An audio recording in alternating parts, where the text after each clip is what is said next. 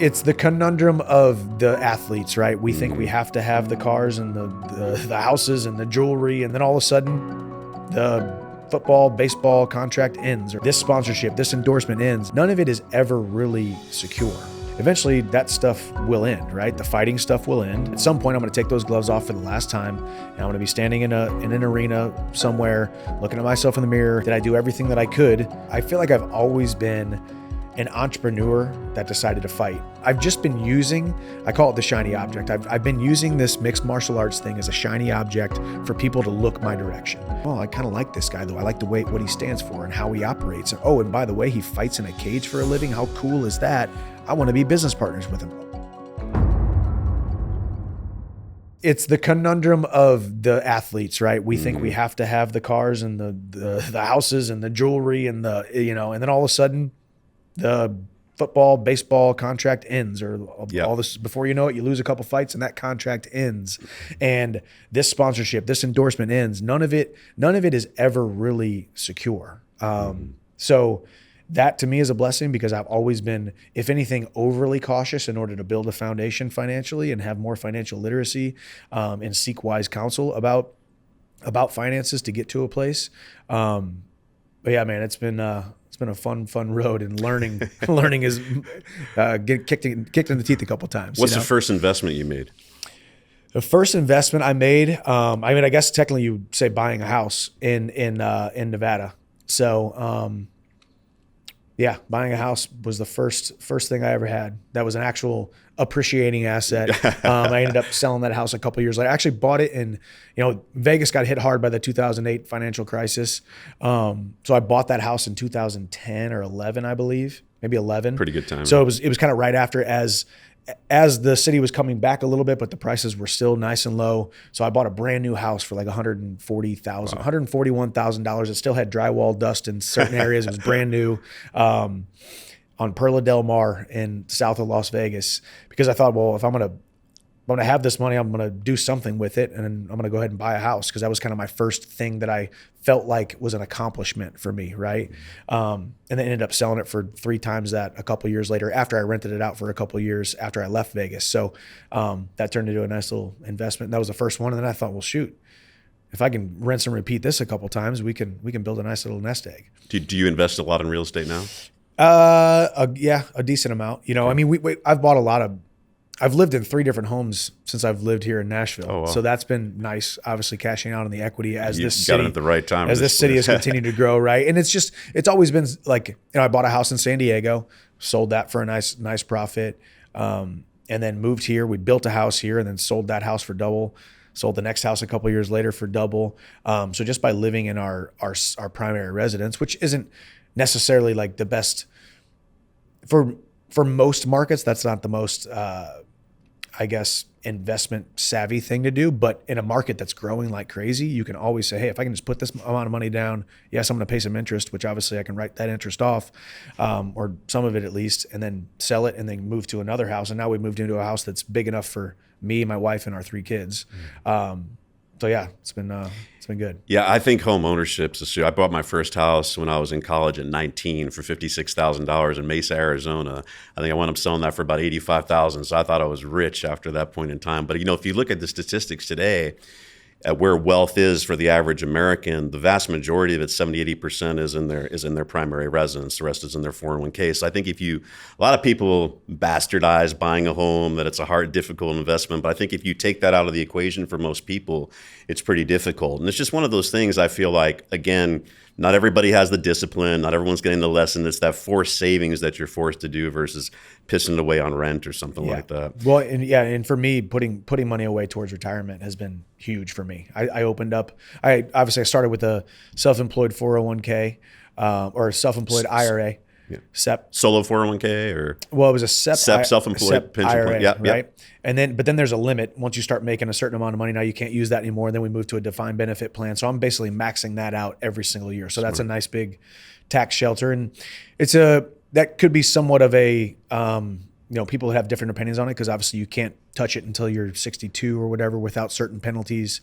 But it's been a great way. I always think about it, if I can keep more money in my pocket and pay less taxes, then obviously that's going to be a sound strategy for wealth. So Yeah, a lot of people don't realize that, especially when you're making money, you're in the pretty high tax bracket, right? So all that, instead of paying taxes every year, it's deferring.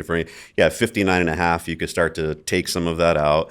And I think that's, one of the challenges. I want to back up a little bit, because I think you hit the nail on the head when you started talking about athletes and some of the problems and some of the things that can go wrong.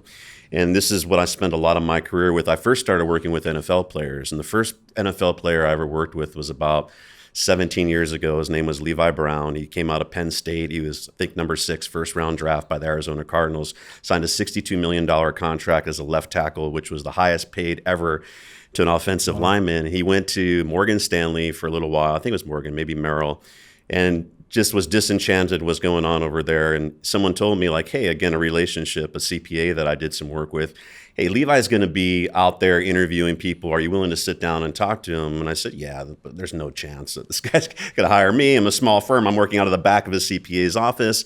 And before he came in, though, I did some research online. Google was around at that time, and I started Googling NFL players and this guy's name. And the first thing that came up was an article by Sports Illustrated, and it said that within 2 years of leading the league, 78% of NFL players are bankrupt. Mm-hmm.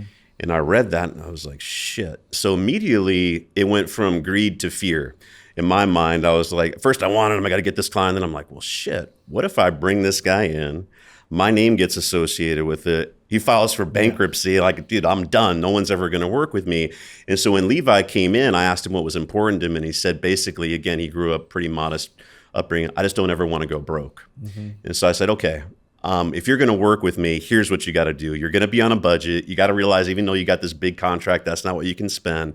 And to his credit, it's funny, he's actually a wealth advisor today at the firm I work for. He's got 3 college degrees. I make fun of him. I think he's still driving one of the same cars. He's got every dollar more that he ever made in the NFL. But it's an idea, if you can get to people early enough, if you can get that mindset, you can change lives. And even today, I worry with these influencers. It's kind of like athletes, podcasts, like they're getting these, who's your daddy, 130 million. Like, they're getting all these contracts. I don't know that stuff's going to last forever. And with athletes in particular, and I think worse with the sport of boxing is where I've seen kind of the worst part of it. What they don't realize when they're getting these big checks is that money that you're making today is probably going to be 80 to 90% of, for most people, of your lifetime income. And it's not the $3 million or the $10 million that you just made. What I try to tell people is, after tax, let's say that 10 turns to 8, it's roughly a 4 to 5% number you could spend. So your lifestyle needs to be based off of around $400,000, which is an amazing lifestyle for most people, but they're spending $1.5 million, $2 million a year. They don't understand that. And so the lifestyle that they built up in the NFL or fighting, I'm sure in the MMA, whatever it is a $1.5, $2 million lifestyle. The lights go out, the podcast gets canceled, you get cut. NFL is one of the only major sport that doesn't have guaranteed contracts. So you could sign $62 million and make $5, but these guys have already spent contract nine years away from now. Yeah. The light goes out, the lifestyle is 1.8, they've got 400, and then they're bankrupt. So how did you realize that early on? Yeah, I mean, I think, once again, the blessing and the curse of, I could be mad at the things that I was taught about money growing up, right? But it has shielded me and helped me in so many ways. And I've always, I don't know what I guess adjective to put on it, but I've always looked at the end while I'm still in it, right? I always talk about this vision I have. At some point, I'm going to take those gloves off for the last time, and I'm going to be standing in an arena somewhere, looking at myself in the mirror, having just showered, and I'm never going to get to fight again. Did I do everything that I could with the talents that God gave me, right? But that was the physical side of things, but also the financial side of things, realizing that I am truly blessed to live the life that I live and get paid the way that I get paid, not just from the fighting side, but the business partner side and the sponsorships and endorsements. And eventually that stuff will end, right? Mm-hmm. The fighting stuff will end. I can kind of, the blessing and the curse of kind of the influencer thing too, is this platform that I've built up. I can continue to carry on with that after I get done fighting from an influencer side of things or a voice side of things, and people will still put a dollar amount on that, of course. But those checks could ultimately become smaller and smaller and smaller, right? So my wife and I have always lived below our means, or at least we think we do. I'm sure you've worked with a lot of people who are like, I'm living below my means. And you're looking at the numbers and you're like, not 100%. And I think more than anything is, and this is where I've been able to differentiate myself. I feel like I've always been an entrepreneur that decided to fight rather than a fighter this entire time, right? I've just been using, I call it the shiny object. I've been using this mixed martial arts thing as a shiny object for people to look my direction, whether it is the young man from a small town who was taught to do small things, who was inspired by my story. And if Michael Chandler can do it, then I can do it, all the way to think of the biggest name that you can think of who was like, well, I kind of like this guy though. I like the way, what he stands for and how he operates. And, oh, and by the way, he fights in a cage for a living. How cool is that? I want to be business partners with him. Oh, wait. And I just vetted him through 6 people that I know. And these 4 people know him personally. And he's got a great reputation and he's never screwed anybody over. And he's a man of integrity and he does things the right way. I've always looked at it like I'm building this reserve of relationship capital